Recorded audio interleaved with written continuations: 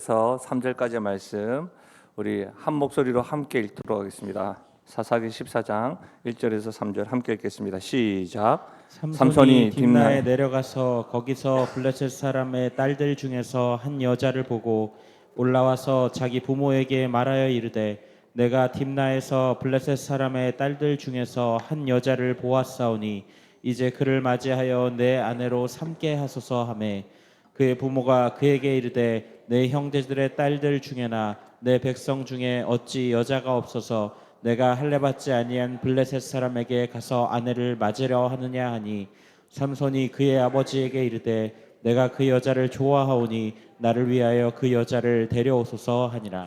아멘. 저는 본문의 말씀을 가지고 타락한 시대에 편승한 성도의 모습, 타락한 시대에 편승한 성도의 모습이란 제목으로 말씀을 나누겠습니다. 우리 제가 말하는 게 썰렁한가요? 그래서 우리 옆에 분들에게 이 전매 특허 낸 건데 인사를 한번 할까요? 아름다운 것이 죄라면 당신은 무기징역입니다. 우리 인사하겠습니다. 시작. 아름다운 것이 죄라면 당신은 무기징역입니다.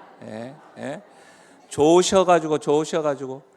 근데 여러분 예배를 드리면서 이 고백과 우리의 시야가 바뀌어야 됩니다. 왜냐하면 옆에 있는 사람이 하나님의 형상으로 지음받은 하나님의 자녀구나. 이렇게 바뀌어야 되는 거죠. 예배를 드리면서.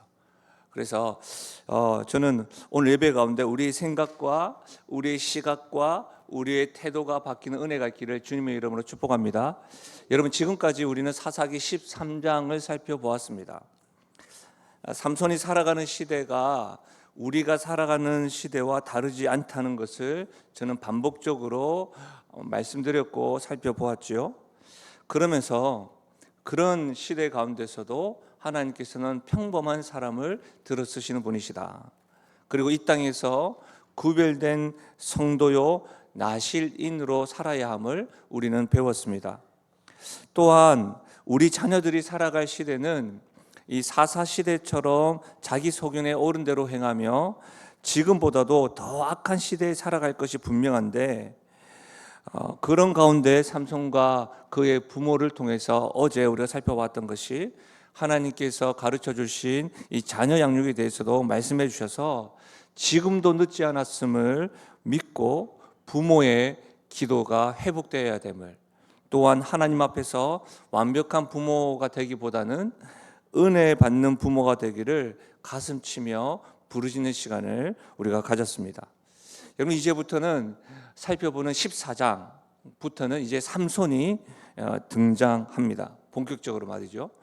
이 등장하는 이 삼손의 모습을 살펴보면서 우리는 이 타락한 시대에 구별된 사람이요 나실인으로 살아야 했던 그 삼손이 어떻게 해서 인생의 결말이 그렇게 비참하고 초라하고 처참한 모습으로 왜 실패할 수밖에 없었는가?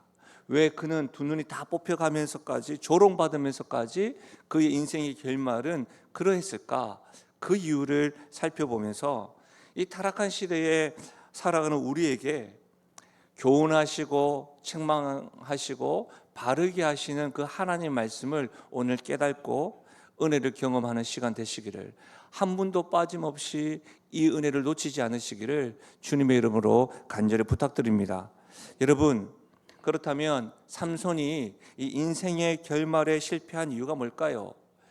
첫 번째 이유는 이겁니다. 한번 따라 하실까요? 자신의 약점을 방치하였기 때문이다. 그렇습니다, 여러분. 삼손이 자기의 인생의 결말에 그렇게 실패한 이유는 자신의 약점을 방치하였기 때문입니다. 약점이 있었기 때문이 아니라 이 약점을 방치하였다는 겁니다. 여러분, 사람마다 약점이 없는 사람이 있을까요? 없습니다, 여러분. 완벽한 사람은 없습니다.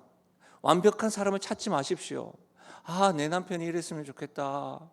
내 아내가 이랬으면 좋겠다. 우리 아빠가 이랬으면 좋겠다. 우리 엄마가 이랬으면 좋겠다. 내 자녀들이 이랬으면 좋겠다. 이렇게 나름대로 이상향이 있죠. 여러분, 완벽한 분은 예수님밖에 없습니다. 그러니 여러분 찾지 마십시오. 그러려니 하고 사시라는 말이 아닙니다. 완벽한 사람이 없다니까요. 여러분, 삼손은요 이 약점을 보완하거나 극복하지 못하고 약점을 방치하여서 결국 자신의 약점에 갇혀버린 사람이 된 겁니다. 그렇다면 이 삼손의 약점이 무엇일까요? 삼손은 여자에 약한 사람이었습니다. 오늘 우리가 1절과 2절과 3절 짧은 본문을 읽었지만 여러분 반복되는 걸 보세요. 1절에 한 여자를 보고, 2절에 한 여자를 보았으니, 3절에 여자를 좋아했다. 여러분 짧은 구절에 여자에 대해서 사실은 4번이나 등장하는데 여러분이 삼손에 계속해서 관련해서 이 여자가 반복해서 나옵니다. 삼손은 여자에게 노출되고 있습니다. 반복적으로 말이죠. 사람마다 이 약점이 있죠. 대체로 여러분 돈에는 모두가 약한 것 같습니다. 돈에는 장사가 없는 것 같아요. 참 성경이 정확하지 않습니까? 하나님과 대적하는 실체를, 사단은 실체가 아니니까 실체를요, 돈을 딱 명시하셨잖아요. 돈을 사랑함이 일만하게 뿌리다. 돈 자체가 악한 것이 아니라 돈을 사랑함이 일만하게 뿌리다. 그러니까 여러분 참 하나님과 대적하는 것을 이렇게 딱 실체로 딱 정확하게 해놓은 걸 보면 돈에는 그렇게 우리가 늘 약한 것 같아요. 제가 아는 사람 중에 쇼핑을 너무 좋아하는 분이 있었어요.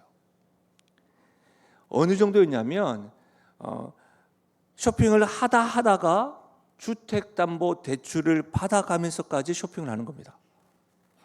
그래서 심지어 집이 넘어간 거예요. 그래서 결혼을 하셨는데 집이 넘어가니까 어떻게 해야 됩니까? 시댁에 들어가서 살아간 거죠. 시댁이 좀 잘 살았거든요. 근데 거기에서도 어떻게 해요? 쇼핑을 계속 하는 겁니다. 일도 못하는 사람을 보았습니다.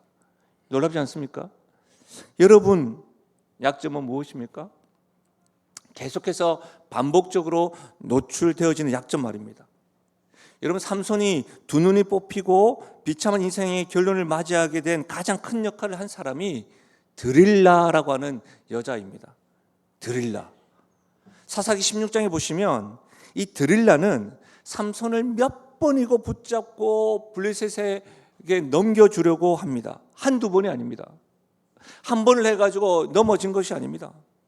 그럼에도 불구하고 여러 번, 너무나도 그의 의도가 다 분명히 드러났음에도 불구하고 삼손이 뭐 이렇게 넘어갑니다. 저는 그 말씀을 볼 때마다 마치 드릴로 삼손의 삶에 구멍을 내어서 삼손의 삶을 실패 자리로 나타낸 여자의 이름 뭐라고요? 드릴라. 왜 제가 이 말씀을 하면 부끄럽죠? 여러분 어떤 사람은 이 삼손이 드릴라만 만나지 않았다면 처참한 인생의 결말을 맞지 않았을 것이라고 말하기도 합니다. 그러나 저는 그렇게 생각하지 않습니다. 만약 16장에 드릴라가 사라졌다고 한다면 또 다른 여자에게 노출되어서 삼손은 비참한 인생으로 결론 지어졌을 겁니다. 사랑하는 여러분, 삼손의 비참하고 치욕스러운 마지막 모습은 드릴라라고 하는 여자 때문이라고 보기보다는 계속해서 자신의 약점인 여자에게 노출되고 그 약점을 방치하였기 때문입니다. 여러분 잘 알다시피 고대 히랍 신화에 아킬레스라고 하는 사람이 나옵니다. 이 아킬레스가 강물에 몸을 담그자 몸이 철갑처럼 되어졌습니다. 근데 이제 몸을 담글 때 발꿈치를 잡고 몸을 담궜다 보니까 이 발꿈치만 철갑이 되지 않았습니다. 나중에 전쟁터에 나가는데 온몸에는 다 단단해지는 몸뚱이가 되었는데 물이 안 닿았던 그 발꿈치의 화살을 맞아서 죽었던 것이죠. 온몸을 갑옷산 사람이라도 아킬레스건이 있다, 뭐 이렇게 말하는 것이죠. 아킬레스건, 사람에게는 약점이 있을 수 있다는 것이죠. 그런데 여러분 이 신화를 좀 더 다르게 이해를 하면 사람에게는 아킬레스건이 있는데 이 아킬레스건이 갑옷으로 쌓이지 않아서 화살에 맞아 죽었지 않습니까? 그렇다면 그 아킬레스건에 단단한 갑옷을 덮으면 죽지 않고 살 수 있는 거 아니겠습니까? 약점을 부정하기보다는 그 약점을 잘 가리면 되지 않을까요? 약점을 방치하는 것이 아니라 약점을 보완하고 강점으로 일하고 강점에 집중하면 되지 않을까요? 약한 부분을 계속해서 노출하기보다는 약한 부분에 등을 돌리고 이렇게 선을 긋는 결단을 해야 하지 않을까요? 여러분, 저는 어제 특별한 경험을 하고 왔습니다. 저기 강동에 있는 오륜교회라는 곳에 주만나 큐티 영상을 촬영하고 왔습니다. 이 주만나 큐티라는 것은 이 말씀으로 한국 교회를 섬길 뿐만 아니라 영어와 중국어와 또 일본어로 통역이 되어진다고 해서 복음을 전할 수 있다는 그 기회인 줄 제가 확신을 하고 응하고 그곳에 가서 말씀을 전하고 왔습니다. 무명한 저에게 큐티 말씀으로 이렇게 전할 수 있어서 참 감사했습니다. 영상 촬영을 위해서요, 제가 4일 동안 말씀을 전하는 것을 하루 만에 영상 촬영을 했는데, 이제 복장을 가져가야 되기 때문에 복장을 달리하기 위해서 제가 넥타이만 달리 가져가고, 거기 딱 촬영장에 가니까 넥타이도 엄청 많더라고요. 대기실도 있고 또 분장실이 있는 거예요. 그래서 저기 뭔가 했더니 앉아봤더니 이게 그 거울 옆에 막 조명 있는 데 있잖아요. 그 딱 앉았더니 한 분이 오는 거예요. 그러니 저의 얼굴을 막 닦아요. 여러분, 방송국에서 봤던 카메라가 3대가 있는 거예요. 1번, 2번, 3번 불이 켜지고 거기에서 제가 썼던 설교 원고가 딱 나오고 보면서, 그런데 말입니다, 뭐 이렇게 하면서 제가 녹화를 하고 왔어요. 근데 분장사가 와서 화장을 해주는데 눈썹도 다듬어 주면서 이 눈썹을 깎고, 제가 그 순간 막 움츠러서 이렇게 하면서 쑥스러운 거예요. 눈썹도 그려주시고 얼굴에 선크림을 발라주는데 저는 민망하니까 눈을 감았지요. 그래서 제가 말했어요. 눈을 감고, 얼굴이 길어 미안합니다. 그러니까 분장하시는 분이 빵 터진 거예요. 그래서 계속 말했죠. 제가 민망하니까. 다른 사람들에 비해 선크림과 비비크림이 많이 사용되지요. 했더니 분장사가 하시는 말씀이, 예, 얼굴이 길긴 합니다 하더라고요. 그런데 그렇게 말로 끝나지 않고 그분이 하시는 말씀이, 얼굴이 길지만 목사님 얼굴이 작아요. 저는요 왜 그런 반응이죠? 저는 제 얼굴이 길다는 것만 주목했는데 작다는 것을 몰랐습니다. 계속해서 해주시는 말씀이, 목사님이 얼굴이 길어서 다른 사람보다 키가 더 크게 보입니다. 그렇게 이야기해요. 저는 키가 179인데요. 깜짝 놀란 거예요. 자기는 183인 줄 알았다, 제가. 여러분, 물론 얼굴이 한몫한 것이지만 분장사의 말을 듣는 순간 저는 저의 외모의 약점으로 다가오지 않더라고요. 그 순간에 제 약점이 이렇게 덮어지는 기분이 들었어요. 나는 얼굴이 길구나라고만 생각했는데, 아니야, 내가 얼굴이 작구나. 전문가가 인정했던 거야. 그리고 제 얼굴로 인해서 키가 보통 사람보다 더 크게 보이는구나. 그래도 참 가만히 생각해 보니까 제가 설교하거나 어색하거나 또 썰렁하게 저는 뭐 이렇게 말씀을 드리면 여러분의 반응이 별로면, 그럼 제가 어땠어요? 이렇게 손동작하는 유머가 제가 개발하게 됐다는 생각이 막 들기 시작하는 거예요. 여러분, 사실 이와 같은 약점, 사람들에게 있던 약점이 계속 노출되면 사람 위축되고 작아집니다. 근데 그 약점에 계속 주목하기보다는 약점을 보완하거나 강점을 발견하는 것이 필요하다는 거예요. 그러나 이 삼손의 약점처럼 타락한 세상에서 구별된 사람으로 살아가야 하는 이 사명감을 흔들어 놓고 성도로서의 믿음을 잃게 하는 대표적인 이 7대 제약과 같은 약점, 예를 들면 이런 거예요. 교만, 시기, 분노, 나태, 탐욕, 식탐, 색욕, 이런 것들에 대해서는 반복해서 노출돼서는 안 됩니다. 없애버려야 합니다. 내 안에 심겨져서 반복적으로 드러난다면, 여러분, 그와 같은 7대 제약에 대해서는, 하나님 기뻐하지 않는 더러운 약점에 대해서는 돌아서야 합니다. 심지어 뽑아 없애야 됩니다. 이것은 여러분 어떤 변명과 이유를 들지 마십시오. 하루빨리 그 약점을 뽑아 없애야 합니다. 여러분, 제가 병원 중에 가장 가기 싫어하는 곳이 치과인데, 여러분, 이빨 하나가 썩는 것을 가만히 두면 어떻게 되죠? 신경치료하는 것으로 끝날 것이 신경치료와 함께 잇몸까지도 옆에 있는 이빨에도 영향을 미칩니다. 그러니 어떻게 됩니까? 약간 아프면 하루빨리 치료를 하거나 뽑아내버려야 됩니다. 더 늦출 수가 없는 것이죠. 사랑하는 여러분, 오늘 예배를 통하여 결단하며 하나님께 은혜를 구하십시오. 내 안에 있는 제약된 약점들에게 혹 계속해서 노출되지 않도록 멀리하고, 나의 사명이나 나의 믿음을 흔들어 놓고 나는 나실인으로 하나님 앞에 구별되게 살아야 되는데 그것에 대해서 성장하지 못하게 하고 성숙하지 못하게 하는 그런 약점들로 노출되어 있다고 한다면 절대로 방치하지 말고 뽑아버릴 수 있는 용기를 주시기를 오늘 이 새벽에 기도하시기를 예수님의 이름으로 축원합니다. 두 번째로, 삼손이 인생의 결말에서 실패한 이유는 한번 따라 하실까요? 자기 눈으로 보기에 좋은 대로 행하였기 때문이다. 그렇습니다. 여러분, 삼손을 한마디로 설명한다면 보이는 대로 행동했던 사람, 자기가 좋은 대로 행동했던 사람, 이렇게 설명할 수가 있습니다. 우리 오늘 3절 말씀인데요, 3절 말씀을 같이 한번 읽어볼까요? 3절입니다. 같이 읽겠습니다. 시작. 그의 부모가 그에게 이르되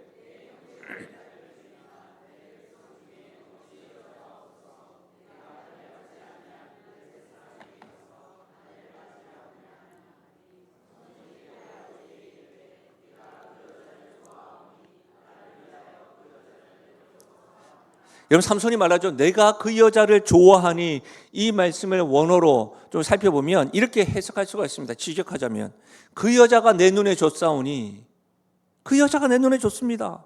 삼손은 지금 자기 눈에 좋은 대로 행하는 겁니다. 눈에 좋다는 말은 뭐예요? 충동적으로 느낌에 따라서 행동한다는 겁니다. 또한 자기가 좋은 것이니까 좋은 것이 가장 중요하다고 이야기하는 거예요. 그래서 자기가 좋아하는 것을 부모에게 요청하는 겁니다. 여러분, 2절의 말씀에 보면 이렇게 말하죠. 삼손이 이제 그를 맞이하여 내 아내로 삼게 하소서. 여러분, 이것을 원어로 보면 명령문으로 되어 있습니다. 무슨 말이에요? 삼손이 부모에게 한 말인데 명령하고 있는 거예요. 자기가 좋은 대로 하겠다고 부모에게 무례하게 명령적으로 지금 강요하고 있는 겁니다. 여러분, 자기가 좋아하는 것이니 무조건 해달라는 겁니다.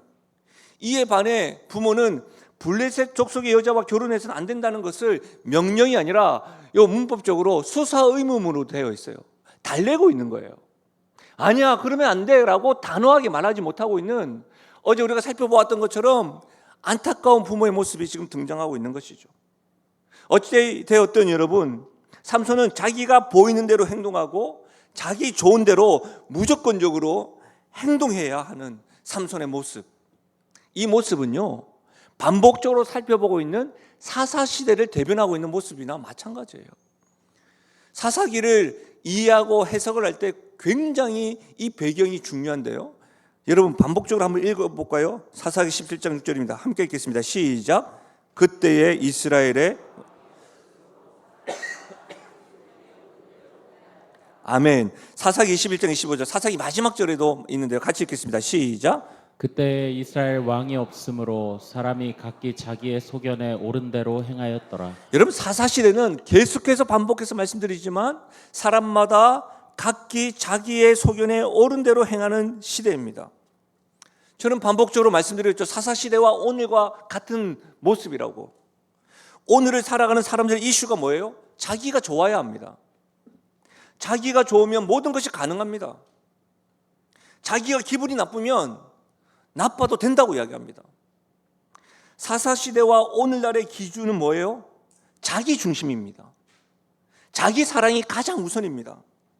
세상의 중심이 자기 자신입니다. 그런데 여러분, 아닙니다. 우리가 지금 읽었잖아요. 사사시대에 누가 없습니까? 반복대로 그때에는 왕이 없으므로, 왕이 없는 겁니다. 사사시대의 중심은 무엇입니까? 왕입니다. 왕 대신 하나님인 것이죠. 세상의 중심도 하나님입니다. 하나님이 중심이 되십니다. 중심 되신 하나님이 사사시대에도 세상도 우리의 삶도 통치하시고 다스리시는 줄 믿으시길 바랍니다. 여러분, 자기 소견에 옳은 대로 행하는 사람은 왕이 없기 때문에 삶의 주인이 자신인 것이죠. 그러니까 중심에 누가 있느냐가 중요합니다. 내 삶의 중심에 왕 대신 하나님을 앉혀야 합니다. 그 자리에서 나 자신이 있다고 한다면 내려와야 합니다. 여러분 분명히 기억하십시오. 입으로는 나는 하나님을 왕으로 모시고 있습니다 라고 말하는데 삶의 중심에 하나님을 왕으로 모시지 않고 저기 변두리에 하나님을 왕으로 앉혀놓고 왕이십니다 라고 말하는 것은 잘못된 겁니다. 어떤 신학자는 그러한 모습을 거짓된 신자라고 표현했습니다. 우리 삶의 중심에 나 자신이 아니라 왕 대신 하나님을 앉혀야 합니다. 여러분, 신앙 공동체 안에 있는 우리 성도들, 우리들이 대화를 하다 보면 우리 모두는 다 하나님을 왕으로 모신 사람이고 하나님을 알고 예배하는 사람이기 때문에 믿음에 대해서 말하는 것이 어색하지 않습니다. 심지어 기도 제목을 서로 나누는 것에 대해서 어색하지 않죠? 물론 신앙을 가졌다고 해서 말하는 사람 중에는 말의 지혜가 필요한 사람들도 있습니다. 그래서 신앙 공동체 안에서 우리는 상처를 자주 받고 속는 이유이기도 하죠. 말을 하다 보면 이 사람이 무엇을 중요하게 생각하는지 그 사람의 가치에 대해서 조금은 알 수가 있습니다. 그러나 여러분, 우리가 알잖아요. 말에 지혜가 없는 사람이 있다니까요. 신앙생활을 하더라도. 그러니까 말로 그 사람을 판단하는 것은 아쉽지만 그 사람을 많이 알 수 있지만 전부를 알 수는 없습니다. 어떤 게 더 중요한지 아십니까? 중요한 일이 있을 때에 그 사람이 어떤 태도를 보이느냐, 어떤 선택을 하느냐, 말보다도 그 태도와 행동을 통해서 더 정확하게 드러납니다. 삶의 중심에도 자기 중심이냐 하나님을 왕으로 삼았느냐, 그것을 중요한 순간에 저 사람은 어떤 결정을 하느냐, 어떤 태도를 하느냐. 그래서 제가 부모님들에게 정말 중요한 말씀드리고 싶은 것은, 믿음의 선배님들, 조부모님들에게 말씀드리고 싶은 것은, 우리가 완벽한 부모는 아니지만 중요한 결정을 하고 중요한 선택을 할 때는 믿음의 결정을 하셔야 됩니다. 왜? 자녀들이 다 보고 있기 때문입니다. 제가 청년 사역을 오래도록 하면서 청년들 이성교제 지도도 하고 또 결혼 지도도 했죠.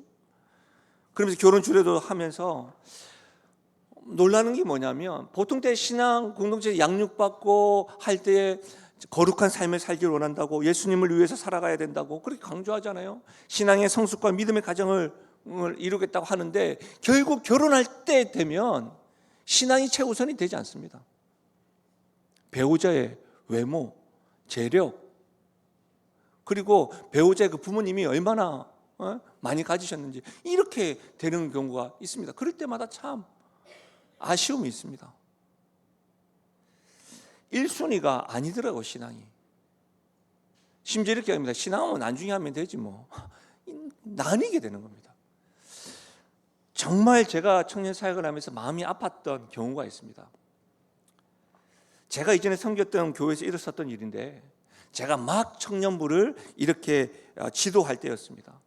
소그룹 리더, 우리로 이야기하면 순장이 갑자기 저에게 찾아와가지고, 목사님, 제가 이제 이 순장을 내려놓아야 되겠습니다라고 하는 거예요. 그 무슨 일이냐고, 어려운 일이 있냐고. 근데 이제 저는 사역을 내려놓는다 그러길래 무슨 어렵거나 뭐 신변에 뭐 문제가 있나 이렇게 물어봤더니 이어서 하는 말이, 교회도 이제 나오지 않을 겁니다라고 이야기하더라고요. 근데 그래서 이유를 물었죠.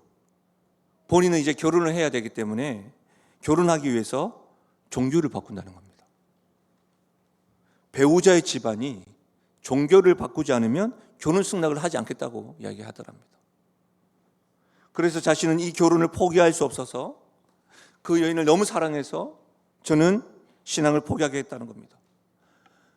제 안에 이 화가, 근데 제가 쭉 늘리고 이렇게 물어봤죠. 아니, 당신 리더잖냐고, 청년이잖냐고. 그러면 당신한테 지도받고 당신의 돌봄을 받았던 그 회원들, 청년 회원들은 어떻게 합니까? 라고 물어봤더니, 그 청년들 생각하지 않냐고 했더니 자신이 더 중요하다고. 죄송합니다. 제가 얼마나 화가 났던지 그 청년을 리더로 세웠던 전임 사역자한테 찾아가지고 멱살을 잡았습니다.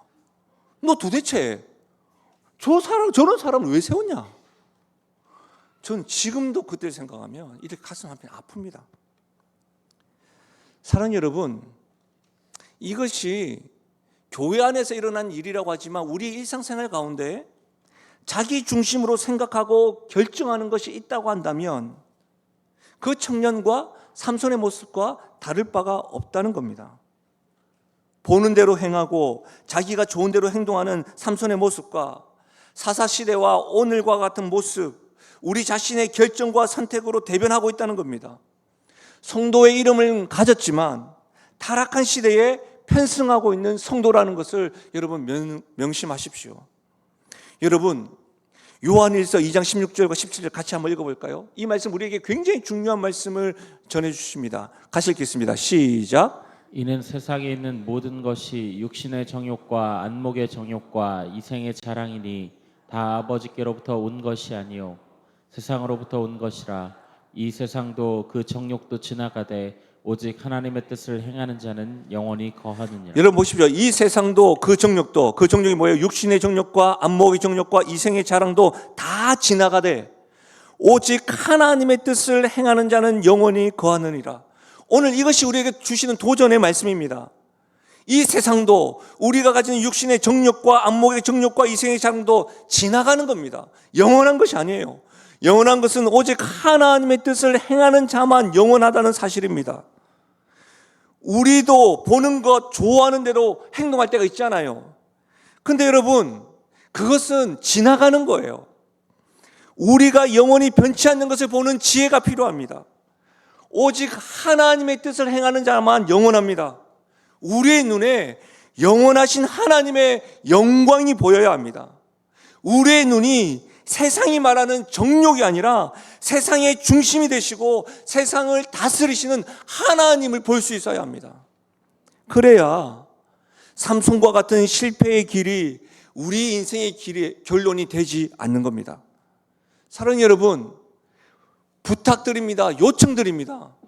교회에서 행하는 장례 예배가 있다면 힘을 다해서 여러분 참여하십시오.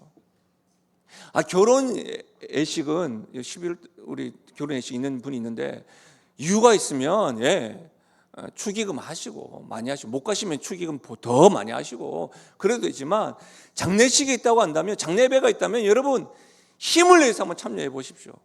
제가 왜 그런지 아십니까? 성경에도 기록되어져 있지만 장례식에 가는 자가 지혜롭다고 했잖아요. 왜요? 하나님 영원한 나라에 대한 확신이 없는 장례식은 가면 인생이 얼마나 허망한지 알 수가 있어요. 사랑하는 여러분, 간절히 부탁드립니다. 영원하지 않은 것을 위해 영원한 것을 포기하는 결코 그런 어리석은 사람 되지 마시기를 예수님의 이름으로 간절히 부탁드립니다. 영원한 것은 하나님, 그분의 나라. 오늘 제가 아이들이 그렇게 찬양하고 부모님 찬양해서 깜짝 놀랐어요. 제 설교 내용을 다 봤나? 영원한 하나님과 영원한 하나님 나라를 볼 수 있는 눈, 그렇지 아니하면 늘 우리의 정욕에, 지나가는 정욕에 사로잡혀서 결국 비참한 인생을 결론으로 맺게 될 겁니다. 다시 한 번 더 말씀드립니다. 영원하지 않은 것을 위해 영원한 것을 포기하는 어리석은 사람이 되지 마십시오. 말씀에 마무리하겠습니다. 교회에서 허락해 주셔서 제가 안식월을 다녀왔는데 안식월 중에 제가 외국에 제가 이전에 섬겼던 교회가 있던 곳, 처음에는 사실 제가 미국에 이렇게 조인을 했었는데 안식월 일정이 이렇게 수정됨에 있어서 그걸 놓쳐버리고 제가 이전에 섬겼던 뉴질랜드에 있는 교회를 방문하고 그곳의 선교 현장을 보고 또 뉴질랜드에서 시간을 보냈습니다. 근데 그곳에서 제가 선교만 하고 말씀만 읽었던 것은 아니고 쉼의 시간도 가졌는데 빙하를 보러 갔었습니다. 저와 함께 이게 사역을 하셨던 또 저를 지도해 주셨던 그 담임 목사님께서 30년 동안 그 뉴질랜드에 사시면서 제가 갔던 그곳에 가셨는데 비가 오고 날씨가 안 좋으면 그 산 초입에 입상 금지라고 늘 해놓는다고 합니다. 그래서 헬기를 타고 빙하를 보러 가시다가도 다 보지 못하고 돌아오신 경험이 많다고 합니다. 저는 근데 빙하를 보고 왔거든요. 가는 도중에 그 자연의 장관이요, 지금도 잊을 수가 없습니다. 그렇게 트레킹을 하면서 보여지는 장관, 자연스럽게 그 장관을 보면서 제가 와 가는 중에 걸어야 되는데 가만히 있어 계속 사진을 찍는 겁니다. 제가. 그리고 눈에 넣으려고 우와 탄식하게 되는 겁니다. 혼자 걸으면서 교회에 대해서 고민도 하고 내 자신에 대해서 생각도 했는데요, 그 광경을 보는 순간 그게 기억이 안 나더라고요. 그러면서 여러분, 자연스럽게 주 하나님 지으신 모든 세계 찬양하게 되더라고요. 사랑하는 여러분, 오늘 이 새벽에 우리의 눈이 내가 좋아하는 것이 아니라 세상의 중심이요 내 삶의 왕이신 하나님이 보여지기를 바랍니다. 우리의 눈이 우리가 자랑하고 약점이 많잖아요. 그것에 주목하는 것이 아니라 나를 창조하신 하나님, 나를 죽기까지 사랑하시는 주님, 나의 아들도 아끼지 않으셨던 하나님, 이 세상을 다스리시고 통치하시는 중심 되신 하나님, 그 하나님이 보여지는 은혜가 있기를 바랍니다. 그래서 우리의 인생의 결론이 비참한 것이 아니라 하나님입니다라고 고백하며 나가는 사랑하는 성도요 교회 되시기를 예수님의 이름으로 축원합니다. 우리 시간 말씀을 생각하시면서 우리 이 찬양으로 주님께 나아가요.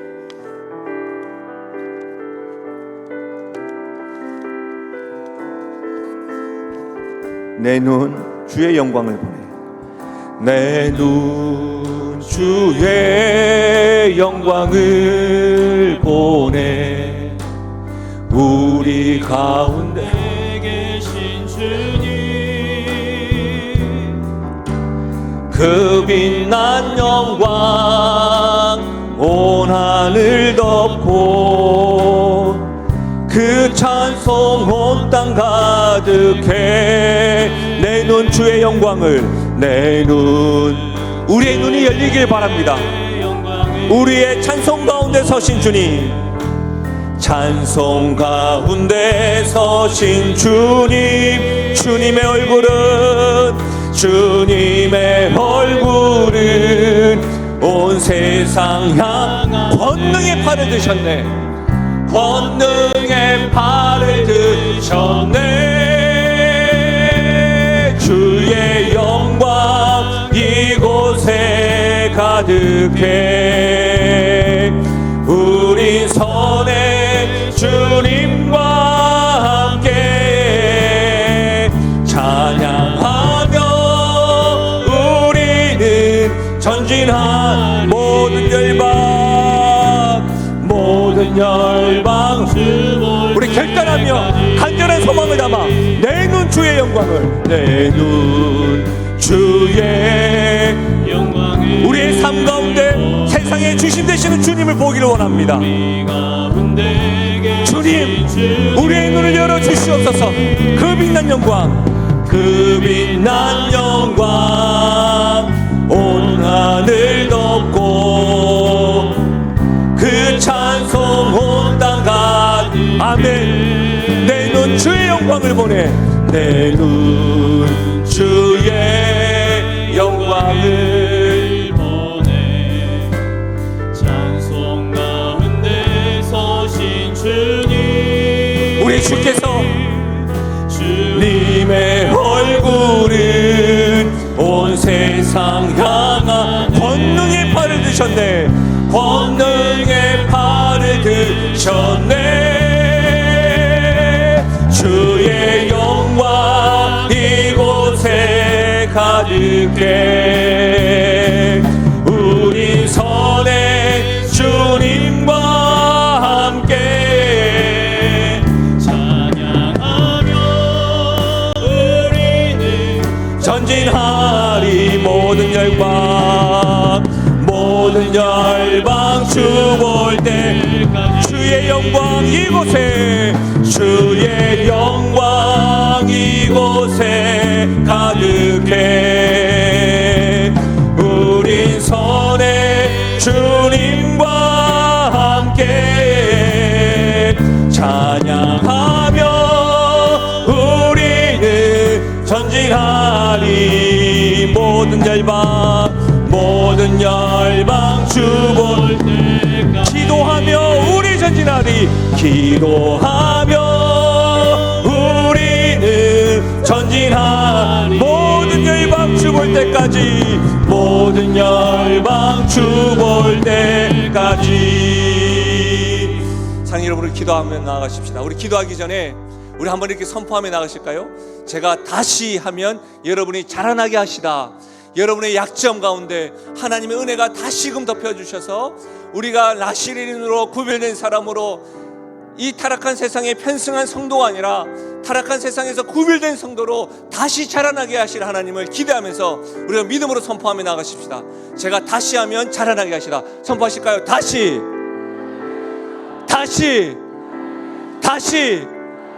우리 다시 자라나게 하실 하나님, 우리 사람들에게 약점이 있지요. 주님의 영광이 나의 약점을 덮어주시길 원합니다. 우리가 욕망이 있고 우리가 보는 대로 생각하는 대로 좋은 대로 행동할 때가 있죠. 그럴 때마다 주님이 보여지고 주님의 영광이 덮여져서 타락한 세상에 편승하는 것이 아니라 하나님의 자녀로, 하나님의 성도로, 하나님이 불러주시는 나시린으로 거룩한 백성으로 살아가길 원한다고 우리 시간의 말씀을 생각하시면서 우리 시간 주 앞에 기도하며 나가십시다. 하나님, 나의 눈을 열어주십시오. 소리내서 기도하시고 여러분 개인 기도하시고 돌아가시면 되겠습니다. 기도하시겠습니다. 좋으신 하나님 아버지, 참으로 감사함을 드립니다. 하나님 아버지, 오늘 이 시간에 말씀 들려주셔서 감사함을 드립니다.